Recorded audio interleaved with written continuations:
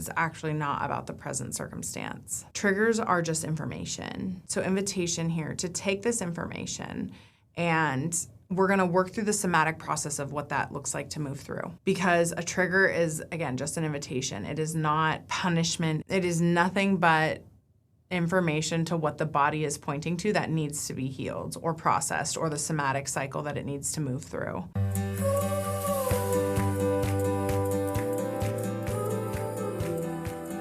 Welcome to The Kindred Journey, the podcast for the spiritually curious, the wounded, the wandering, and the wildly awake, where nervous system healing meets spiritual transformation, and where your identity is something you receive, not something you earn. I'm your host, Lesley. You don't have to have it figured out to belong here. Now, take a deep breath. You're in the right place. Let's go.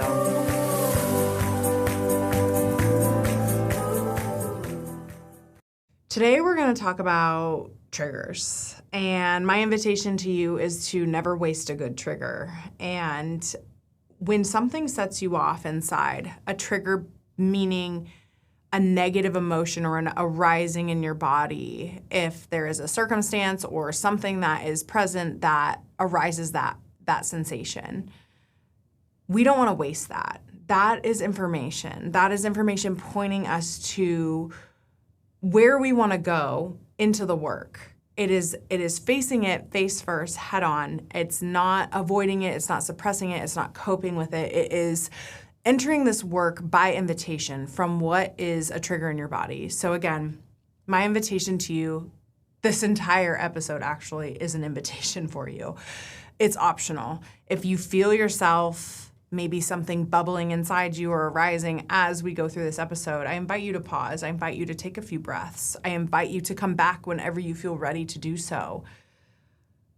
And I'm not going to lie, I have been very much coloring outside the lines of my life lately, and it has been addressed by people who love me and care for me, that in me sharing certain things, they are concerned or they are worried or whatever it might be. It's something in them that's arising in the behavior or the things that I am doing in my life. And it's not to dismiss the loved ones that I have in my life that care for me. That's not the point at all. It's the point, let's talk about this, because this is live information that is in your body that wants to be addressed. It wants attention.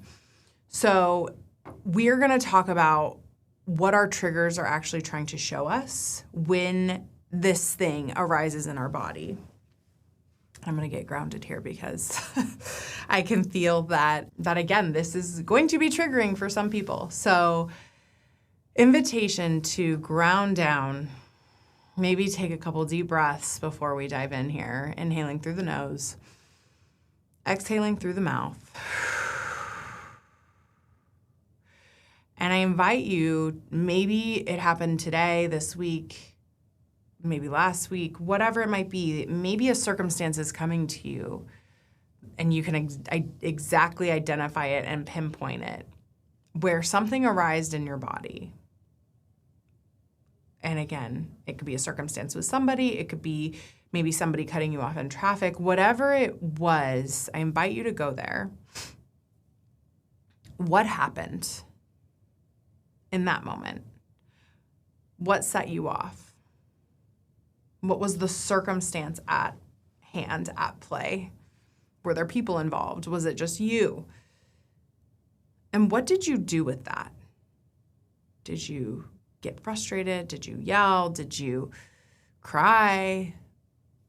And we're going to go deeper into this because, again, a trigger isn't about the present circumstance at hand. It is about something that's happened in the past that has formed a neural pathway, a belief around what is happening now, that your mind is taking you back to that moment. And sometimes conscious or unconscious, you might not know, but it's something that's needing to be addressed. It's from a wound that has happened in the past. It's actually not about the present circumstance.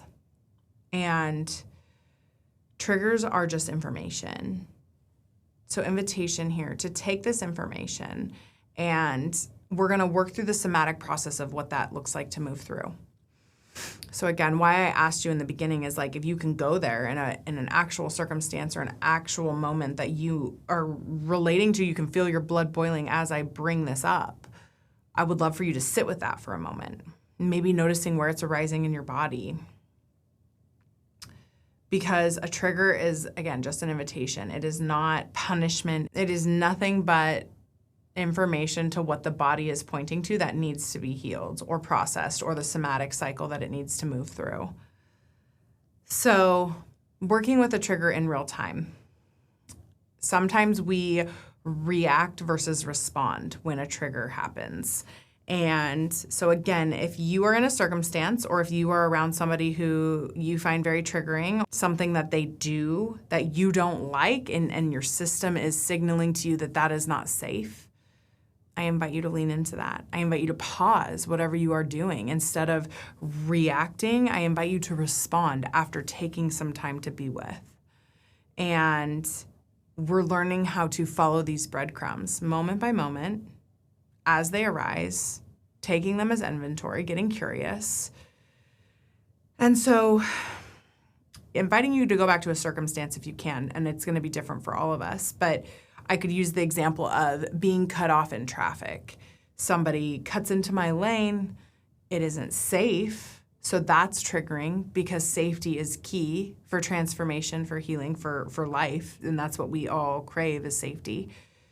So I, in my body, slam on the brakes, freak out, honk on the horn. This is not true because I've gotten over my triggering of being in traffic. I've worked through this trigger. But just an example, like you get really heated in your body, or people with severe road rage. Like I witnessed somebody actually driving a couple months ago. I don't know what the circumstance was or what happened if somebody cut somebody off, but the guy literally got out of his window, his driver's window, and punched a hole in the other person's windshield. Like that's how angry he was that whatever happened. So talk about a trigger. So that's how he acted out that trigger. He reacted with that trigger. So noticing what arises, noticing the circumstance that you were in. And again, I'm going to go with the example of traffic because that's where we're at. So my body felt this like shooting, clinging up into my body, just like and then I slammed on the brakes. That was my reaction point. And then maybe I proceeded to honk up the horn or yell out the window to this person. Again, maybe they had a blind spot and they didn't see me. I don't know what the other person's perception of the situation was. But again, most of the time when we're triggered, it is involving one or more people. It can be something that happens just yourself, but really identifying the circumstance, the person, the moment, what was happening, and then again, noticing what happens in the body. Like I said, slamming on the brakes and like feeling the shrill going up my body, laying on the horn maybe as my action, or yelling out the window. So noticing where it's arriving in your body. It could be a contraction. It could be fiery, it could be clenched feeling, there's so many different sensations. So just taking inventory of sensations that are arising in the body. And if you don't have a moment or a circumstance, invitation to take this into your next circumstance. Again, this is all just valid information in what needs to be alchemized, what needs to be healed in the body. And after you notice what is arising in the body, what is the reaction to the circumstance? Is it, again, the yelling, the honking the horn? Is it hiding or collapsing if somebody's confrontational? You know, what does this look like for you? This is your nervous system response. This is your fight, flight, fawn, or freeze. So this is how you tend to collapse or ignite to find that source of safety, or that maybe going back to that place of control. And so noticing as all these things act out, if you're going in past tense or if you take this into the future, going forward tense, I invite you to pause and take a couple breaths. And if you're able to get there, if you're able to get curious with maybe noticing, where did this come from? Or what core memory or core wound inside of me is arising this reaction and this response to this circumstance? Because it's never about the present circumstance. It's always about something that has happened in the past. So again, kind of like toddlers asking the 7 whys. Well, why or where, or identifying what that was. Okay, tell me more about that. What is the limiting belief, or what is the narrative that's coming up for me because of that circumstance, that core wound, that core memory? What is the thought loop that is coming through because of the present circumstance, but it's from something that happened in the past? And again, usually triggers are negative emotions. That's a cause and effect. And so when you're able to identify where this cause triggered this effect, this rooted from originally, then we go back.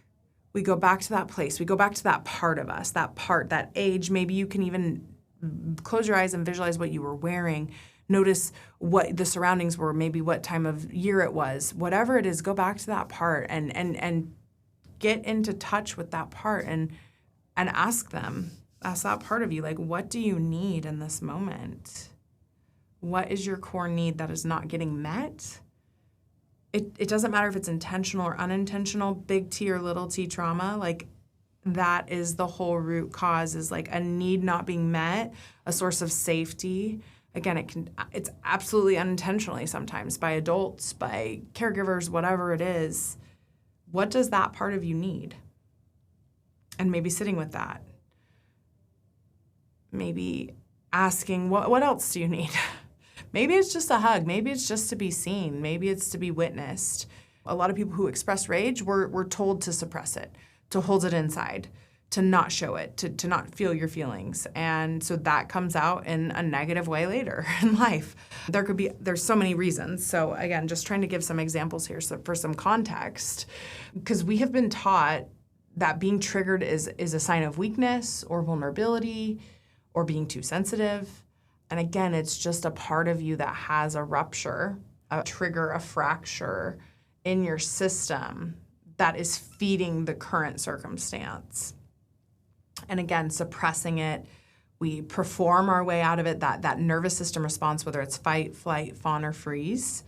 That is the way that we access the quickest source of safety, back to safety, is to perform, to hide, to be angry, like to be in the control piece, to freeze, to not do anything because you don't know what's safe, apologizing, fawning, kind of just laying down and assuming the responsibility for something that's not even yours because that's what's safe to get through the confrontation the fastest or the circumstance the fastest. And again, these unhealed parts of us, these unhealed triggers or fractures, ruptures, whatever you want to call them, are stored in our body. And so then the alarm bells go off in our body when a present circumstance fires them because it's not healed. It's information. So inviting you to maybe look into this a layer deeper of like, triggers aren't a problem. It is something that is inviting you into the work that is waiting for you to alchemize this problem, this trigger, this fracture. So yeah, I just feel like lately I have been stepping more and more into alignment, and that has been ruffling feathers of people who love me, who care deeply for me. And again, it has everything to do with these circumstances, these triggers that we're talking about. And it has really nothing to do with what I'm doing, because what I'm doing, it's not being ignorant or ignoring other people. It's just taking aligned action within myself and taking ownership in this space. So again, what can we do to alchemize and to transform these triggers into a response versus a reaction? I feel like this is so important in today's world because we are so divided, and it's either I'm right and you're wrong, and there's keyboard warriors online, and we're doing all of this this triggering to each other. We want to piss people off in today's world. When you can take radical self-acceptance and responsibility of what is yours to own in this, what is yours to own in this circumstance. It might not be that you did anything in the circumstance, but somebody else caused the trigger. So that invites you to go back into your past, getting curious with what has happened in past time, in past tense, to alchemize it, to bring it to surface, to bring it to light in a loving way. I want to take a moment and speak directly to you. If you have been listening to this podcast for a while, you already know that this work is not about having the right answers or following the right steps. It's about coming home to your body, to yourself, to who you actually are underneath everything that you have been carrying. I have opened an intimate amount of one-to-one coaching spaces, 12 weeks of deeply personal, somatic healing work that's built entirely around you and your season. No curriculum, no predetermined path, just sacred co-created space where your body leads and I hold the way. This is for the woman who has done the mindset work and still feels that something is unresolved. The one who knows something is ready to move, but does not quite trust it yet.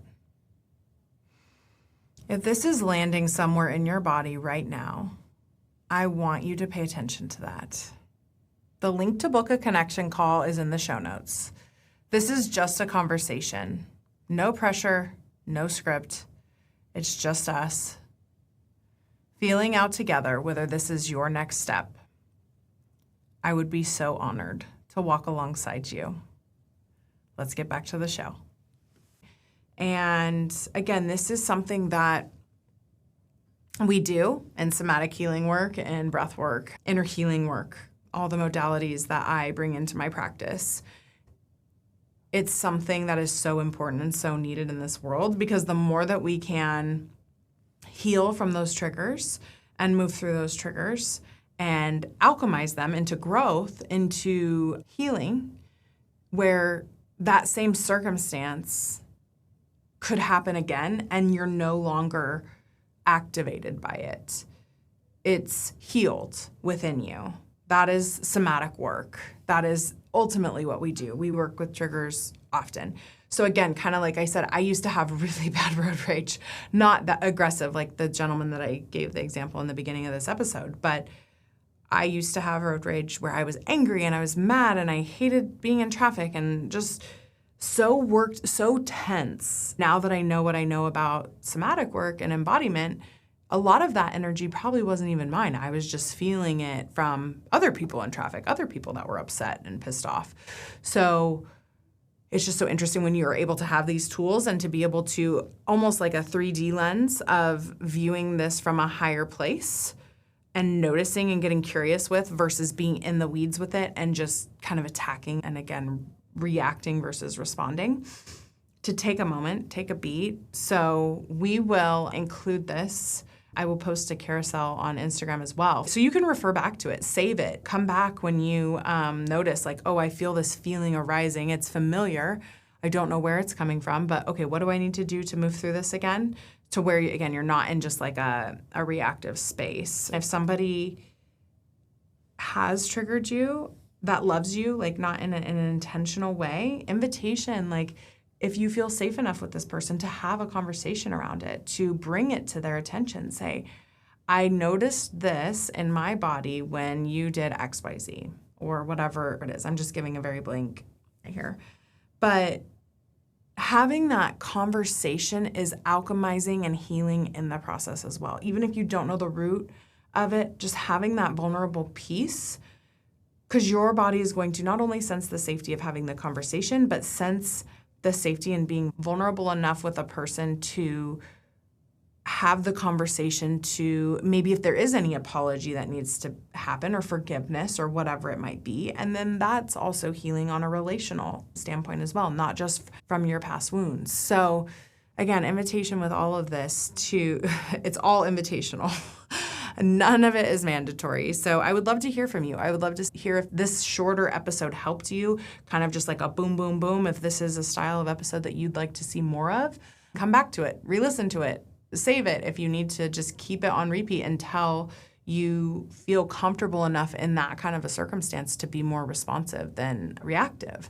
And if working one-on-one is something that you're interested in going a level deeper and having that supported sacred container held for you to move through some of this bigger, deeper stuff, again, especially if you're newer to this work, it can seem overwhelming or confusing or like I don't know where to go or what memory to turn to. So I would love to have a connection call with you. There is a link for a 20-minute connection call in the show notes, and I would love to have a conversation, see where you're at in your healing journey. Maybe you're just at the beginning, kind of scratching the surface, not really sure, but there's maybe something in your body that is gravitating you towards this work. I would love to, again, just have a conversation and see where you're at, see if we're a good match to work exclusively together. So the link is in the show notes, and I hope you enjoy this episode, and I will see you next Thursday. Take care. Thank you for meeting me here. If this episode met you somewhere real, the most generous thing that you can do is share it with one woman in your life who is wandering, curious, or quietly longing for more. She might not even know she's looking for this yet. And if you have a moment, leaving a 5-star review helps more women find their way to this space. And that is part of the healing too. I'll see you next Thursday.